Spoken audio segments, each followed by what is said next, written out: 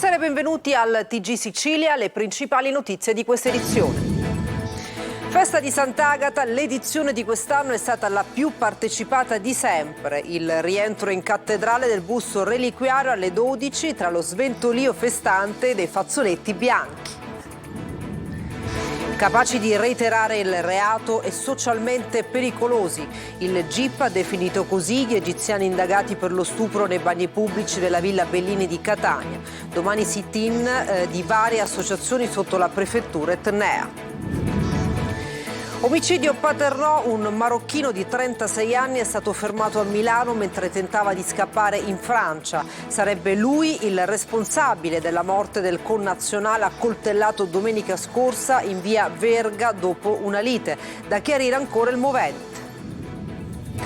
Mafia, duro colpo contro il clan dei Nebrodi. La DDA di Messina ha arrestato 23 persone e 37 gli indagati. Le dichiarazioni di 3 collaboratori hanno permesso di ricostruire il sistema per bypassare il protocollo Antoci. Agricoltura, Schifani insedia unità di crisi, aiuti pubblici, interventi contro la siccità e i problemi che hanno scatenato la protesta degli agricoltori, le priorità.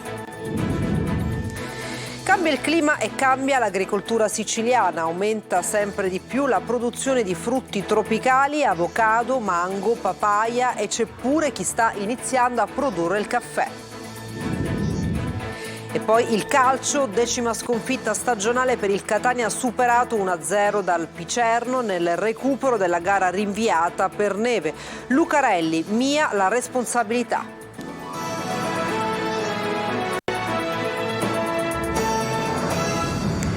Sono le 12 quando Sant'Agata rientra a casa tra lo sventolio festante dei fazzoletti bianchi. L'edizione 2024 la più partecipata di sempre. Adesso passerà un anno prima di rivederla nella sua Catania tra i suoi devoti. Eva Spampinato.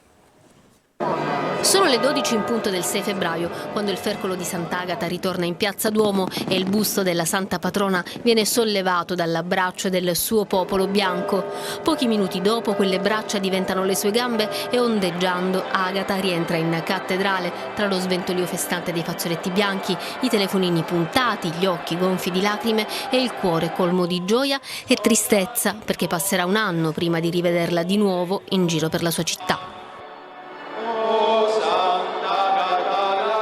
La giornata del giro interno era incominciata 8 ore e mezza prima. Sono le 17:30 quando Sant'Agata si affaccia su Piazza Duomo, salutata da un tripudio di applausi e fuochi d'artificio. La processione procede lenta e composta, un insieme di fattori hanno reso l'edizione 2024 la più partecipata di sempre. Complici il bel tempo e le temperature primaverili, la coincidenza del fine settimana, la chiusura delle scuole anche per il Semattina, la presenza eccezionale di turisti e pellegrini da tutte le parti del mondo. Per sollecitare i devoti a fare spazio all'avanzata della Santa, l'arcivescovo Renna è costretto ad intervenire di nuovo con risolutezza.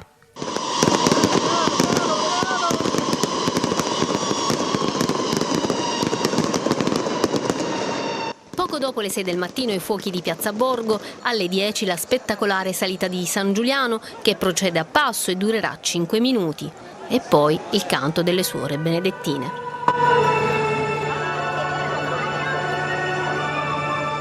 Renna ancora una volta in prima fila e siede sul Baiardo alle 11, il fercolo in via Vittorio Emanuele, un'ora dopo in Piazza Duomo. Io sono contento di come si è reagito, della consapevolezza che si sta prendendo. Bisognerà lavorare con la collaborazione di tutti, soprattutto dei devoti. La maratona TV di Antena Sicilia e Telecolor ha raggiunto il mondo intero grazie allo streaming sulla Sicilia Web, guardato da un impressionante numero di spettatori da tutta Italia, ma anche da paesi come l'Indonesia, l'Australia, la Thailandia, le Mauritius. Devoti tutti e in tutte le lingue. Socialmente pericolosi, capaci di reiterare il reato. Non ha dubbi il GIP che ha convalidato il fermo degli egiziani indagati per lo stupro nei bagni pubblici della Villa Bellini di Catania. Domani le donne della CGIL, CISL e UIL e delle varie associazioni del territorio manifesteranno sotto la prefettura etnea. Emanuela Corsi. Appare evidente che sussiste il pericolo di reiterazione del reato. Non ha dubbi il GIP Carlo Umberto Cannella, che ha convalidato il fermo degli egiziani indagati per lo stupro nei bagni pubblici della Villa Bellini di Catania. L'orrore ha avuto fine solo grazie al tentativo della ragazza di liberarsi, scrive il giudice nell'ordinanza di custodia cautelare per i 4 maggiorenni. Appare probabile che in assenza della disperata reazione la terribile violenza sarebbe proseguita anche a opera di altri indagati. Per il GIP ci sono inoltre altri elementi che farebbero presupporre la pericolosità sociale dei fermati. Tra questi il fatto di aver bloccato il fidanzato 17enne, agevolando e consentendo così ad altre persone di violentare una ragazzina di appena 13 anni senza un minimo rimorso, anzi in alcuni casi assistendo alla scena. Per tutte queste ragioni Cannella ritiene adeguata la misura della custodia cautelare in carcere per 3 di loro e gli arresti domiciliari con il braccialetto elettronico per il 4º, che ha fornito elementi utili alle indagini. La notizia dello stupro intanto continua a suscitare sconcerto e reazioni forti. Domani a Catania le donne della CGIL, Cisle Will e delle varie associazioni del territorio manifesteranno sotto la prefettura etnea. Il fatto che è accaduto è un fatto grave anche per il contesto, perché è accaduto in un giardino pubblico alle 19:30 del pomeriggio, quando c'era tantissima gente in giro. Inoltre chiederemo al prefetto anche di poter riconvocare il tavolo contro la violenza di genere, che era stato già istituito qualche tempo fa. Intanto il procuratore aggiunto Sebastiano Ardita ha descritto la giovane vittima come una ragazza serena, determinata e ferita, ma desiderosa di giustizia, senz'altro più matura della sua età, non desiderosa di vendette e senza rendersi disponibile a riconoscimenti incerti. Questa ragazza, vittima di un reato grave, ha aggiunto Ardita, ha dato esempio di obiettività, reagendo e avendo fiducia nella giustizia. 2 ragazzi di origine somala viaggiavano su un bus di linea con un carico di droga che è stato rintracciato dalla Guardia di Finanza durante un controllo all'imbarcadero di Messina. Il pullman era appena sbarcato da un traghetto proveniente da Villa San Giovanni. I 2 corrieri arrestati in flagranza trasportavano 5 kg di hashish all'interno di un borsone scoperto grazie al fiuto del cane antidroga Edipo. E torniamo all'omicidio di Paternò. Un marocchino di 36 anni è stato fermato a Milano mentre tentava di scappare in Francia. Sarebbe lui il responsabile della morte del connazionale accoltellato domenica scorsa in via Verga dopo una lite. Da chiarire ancora il movente. Vediamo. È stato posto in stato di fermo a Milano mentre dalla stazione Garibaldi cercava di raggiungere la Francia. Si tratta di un 36enne marocchino senza fissa dimora. Sarebbe lui il responsabile dell'omicidio di un connazionale avvenuto a Paternò il 4 febbraio. I carabinieri catanesi lo hanno individuato grazie a indagini telematiche e hanno avvisato i colleghi di Milano, che lo hanno bloccato prima che partisse su un treno Intercity per la Francia. Nei suoi confronti era stato richiesto un fermo dalla procura di Catania. L'omicidio è avvenuto attorno alle 13:30 di domenica scorsa, al culmine di una lite scoppiata in quest'area di servizio di via Verga. La vittima, Mohamed Muna, di 27 anni, è stato ucciso a coltellate. Dalla prima ispezione cadaverica, infatti, sul corpo dell'uomo sarebbero state trovate diverse ferite ad arma da taglio, ferite mortali per il giovane che, agonizzante, avrebbe tentato di chiedere aiuto. Il fermato sarebbe stato identificato dai carabinieri anche grazie alle telecamere presenti nell'area di servizio. Resta ancora da chiarire il movente della lite culminata nell'omicidio. Una nuova inchiesta sulla mafia dei Pascoli sui Nebrodi, quella della Direzione Distrettuale Antimafia di Messina, che all'alba ha arrestato 23 persone, 37 sono invece gli indagati. Grazie alle dichiarazioni di 3 collaboratori si è potuto scoprire come si tentava di bypassare il protocollo Antoci. Francesco Triolo. Avevano trovato il modo per bypassare quello che veniva chiamato il protocollo Antoci, la legge che lo Stato aveva approvato dopo la prima operazione sulla cosiddetta mafia dei Pascoli. Ma grazie alle dichiarazioni di 3 collaboratori di giustizia che facevano parte del gruppo dei Batanesi si è potuta avviare la seconda fase dell'inchiesta sulle truffe in agricoltura sui Nebrodi, ricostruendo la nuova esistenza della famiglia tortoriciana composta dai Bontempo Scavo e dal gruppo dei Batanesi. estorsioni, truffe aggravate in agricoltura a danno dell'Unione Europea e dell'Agea, ma stavolta anche spaccio di sostanze stupefacenti. 21 custodie cautelari in carcere, 2 arresti domiciliari, 14 sospensioni di attività imprenditoriali e questo il bilancio dell'operazione Nebrodi 2, condotta dalla Direzione Distrettuale Antimafia di Messina, coordinata dal procuratore aggiunto Vito Di Giorgio. Parecchie le truffe ai danni dell'Agea, che diventava un canale di finanziamento estremamente redditizio attraverso la percezione fraudolenta di contributi comunitari. Accanto a questi, i gruppi nebroidei hanno intensificato il ramo stupefacenti. Carabinieri, Guardia di Finanza e Polizia hanno accertato l'esistenza di un'associazione dedita alla coltivazione, all'acquisto, alla detenzione e al commercio di droga, operativa sul versante tirrenico della provincia di Messina, articolazione proprio dei batanesi. Accertate anche diverse estorsioni, una ai danni di un'impresa calabrese impegnata nei lavori di realizzazione del metanodotto tra i comuni di Mistretta e Santo Stefano di Camastra, che sarebbe stata costretta a consegnare 4.000 euro in occasione delle festività di Natale e Pasqua di ogni anno, a partire dal 2015 e fino al 2018, e ai danni di privati per accaparrarsi terreni agricoli da destinare al pascolo.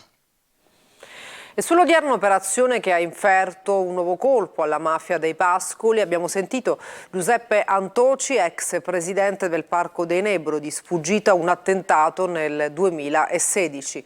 Ho rischiato di morire per gli agricoltori onesti, i fondi europei dovevano andare a loro e non alla mafia. Sentiamo. Il mio legame col mondo dell'agricoltura ovviamente è fortissimo.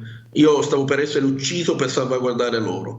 Hanno necessità, come è giusto che sia, degli sgravi fiscali, ma hanno necessità, mi permetta di dirlo nella giornata come oggi, che quei fondi che l'Europa mette a disposizione vadano a loro, a coloro che ne hanno diritto, non certamente alle associazioni criminali e mafiose. La valenza e l'importanza del lavoro che abbiamo fatto è proprio quella di non consentire più attraverso le autocertificazioni che i fondi vadano a esponenti di spicco della mafia. Noi abbiamo fatto questo strumento che è molto forte. Quando tentano di aggirarlo, le forze dell'ordine li colpiscono. I fondi europei per l'agricoltura sono nati per gli agricoltori onesti, per coloro che dalla mattina alle 4 fino alla sera si spaccano la schiena per portare avanti una delle colonne dell'economia del nostro paese. E invece i fondi europei per l'agricoltura andavano anche per importi milionari a mafiosi, a capimafia, con una vicenda che durava da tantissimi anni e che noi abbiamo ritenuto di interrompere per riportare alla normalità un paese che, quando commemora i morti delle stragi, lo deve fare con la coscienza a posto di non finanziare con fondi pubblici magari coloro che quelle stragi le hanno armate. Si è insediata a Palazzo d'Orléans l'unità di crisi per l'agricoltura siciliana. Si occuperà degli aiuti pubblici, di interventi contro la siccità, ma anche dei tanti problemi che hanno portato in piazza gli agricoltori con i loro trattori. Manlio Viola. Dalla crisi idrica che rischia di lasciare a secco le campagne, all'emergenza foraggi, dagli interventi sul gasolio agricolo alla semplificazione in un momento particolarmente delicato per l'agricoltura. Sono tantissimi gli argomenti che saranno al centro del lavoro delle unità di crisi per la stessa agricoltura insediata oggi alla regione siciliana. L'obiettivo è di individuare le strategie di intervento per il superamento delle emergenze che sta vivendo il settore. Istituita dal presidente Renato Schifani, l'unità di crisi è presieduta dall'assessore Luca Sammartino. La task force è composta dai dirigenti generali di tutti i dipartimenti impegnati nel settore, quindi agricoltura, attività sanitarie, osservatorio epidemiologico, acqua e rifiuti e protezione civile. Abbiamo affrontato i temi caldi oggi, dal depauperimento delle risorse idriche alla possibilità di aiutare gli agricoltori con i foraggi, ma soprattutto alla intensificazione di quelle che devono essere le procedure affinché subito gli agricoltori e gli allevatori siciliani possano avere degli snellimenti burocratici e soprattutto degli aiuti concreti per sopperire a questa fase delicata. Tra i temi che saranno affrontati anche la convocazione dell'INPS per superare alcune criticità legate ai lavoratori del settore stagionali. Il gruppo di lavoro, tra i vari compiti, dovrà gestire le segnalazioni che arrivano dalle aree più colpite e far lavorare insieme comuni e protezione civile, ma anche lavorare su bandi e contributi pubblici. scelta. È chiaro che tante delle tematiche che si possono affrontare sono di competenza regionale, alcune altre saranno segnalate al Ministero dell'Agricoltura, al Ministro Lollobrigida, per fare gioco di squadra, ma soprattutto per affrontare quello che oggi è stato un segno di apertura da parte della von der Leyen, quindi della Comunità Europea, su alcune politiche europee che fino ad oggi non hanno tenuto conto della diversità del nostro Paese, ma soprattutto della diversità delle produzioni, soprattutto nelle aree meridionali dell'Italia. La prossima riunione è già prevista per domani. Anche l'arcivescovo di Agrigento, Monsignor Alessandro Damiano, ha raggiunto il presidio permanente degli agricoltori sullo scorrimento veloce Sciacca-Palermo. E domani nuova protesta dei trattori sulla Agrigento-Palermo all'altezza del bivio Tumarano. Vediamo. La Chiesa agrigentina scende per strada al fianco degli agricoltori e allevatori che da settimane protestano e marciano in tutta la Sicilia per difendere la dignità del proprio lavoro. L'arcivescovo di Agrigento, Alessandro Damiano, ha raggiunto il presidio permanente degli agricoltori in corso dal lunedì mattina sullo scorrimento veloce Sciacca-Palermo all'altezza del bivio di località Gulfa in territorio di Santa Margherita di Belice. Monsignor Damiano ha espresso la vicinanza e la solidarietà sua personale e dell'intera Chiesa di Agrigento a tutto il comparto agricolo. L'arcivescovo si è intrattenuto a parlare con gli agricoltori per ascoltare le richieste che il mondo agricolo sta lanciando, raccogliendo il grido di dolore di tante aziende e di tante famiglie che traggono dalla terra il loro sostentamento.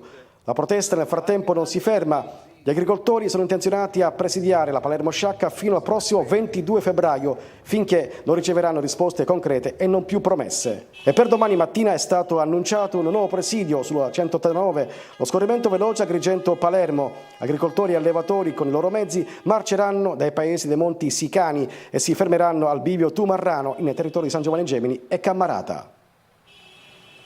I cambiamenti climatici si riflettono sull'agricoltura della Sicilia, aumenta sempre più la produzione di frutti tropicali, avocado, mango, papaya e c'è pure chi sta iniziando a produrre caffè. Marco Gullà.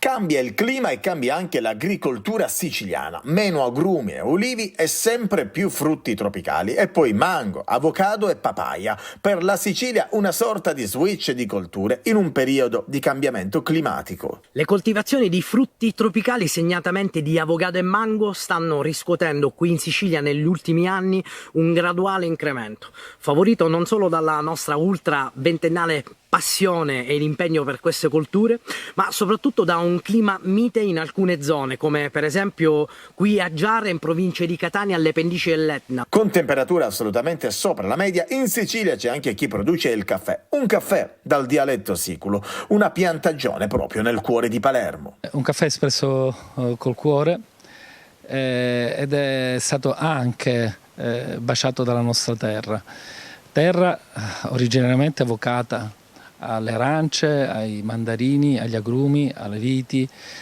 ma ultimamente anche per i cambiamenti climatici, un po' questa rivoluzione in termini di temperatura. Non so se è un fatto preoccupante o un fatto meraviglioso, francamente, perché non vorrei diventare l'Ecuador o il Congo domani mattina. Certamente quello che si sta facendo sul caffè è qualcosa che può essere di supporto quantomeno mediatico. Quella che una volta fu la conca d'oro, adesso sta diventando un po' la conca anche rossa, no? Dovuta al colore delle nostre drupe, al cui interno c'è il fantastico semino che poi darà vita al chicco del caffè.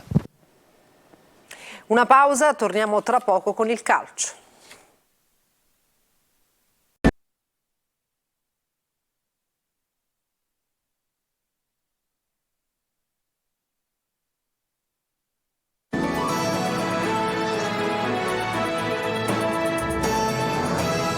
Bentornati al TG Sicilia, siamo al calcio. Il Catania perde in campionato nel recupero di Picerno. In Basilicata rossazzurri sconfitti 1-0, in rete Gallo.